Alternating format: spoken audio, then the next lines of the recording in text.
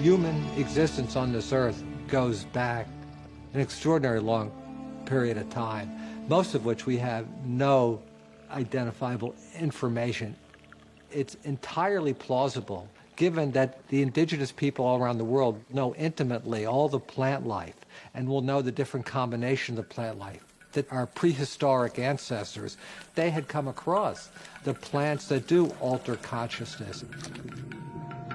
In about 2 million years, the human cortex tripled in size and the brain exploded over a ridiculously short span of evolutionary time.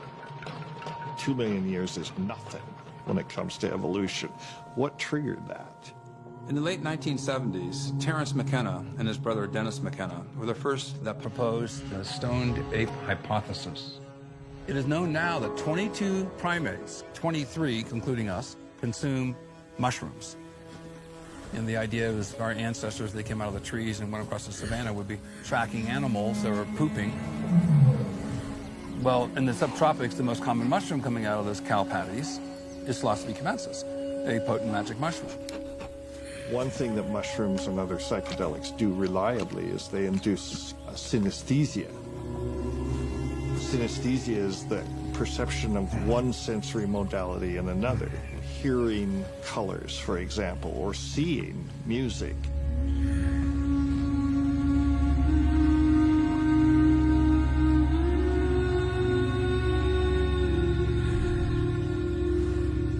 You have these profound experiences, and you have to put yourself in their place and imagine what the impact of such an experience must have been on an early hominid. These magic mushrooms open up the floodgates of information you receive. Basically, you can think of it as a contact fluid between the synapses within the brain. Wow, what a competitive advantage, especially if you're working with the geometry of weapons or having to put together something that will give you a better chance of survival. The fact that this happened not once, not twice, but millions upon millions of times over millions of years is a very plausible explanation for the tripling of the brain 2 million years ago. It's not so simple to say that they ate psilocybin mushrooms and suddenly the brain mutated. I think it's more complex than that, but I think it was a factor.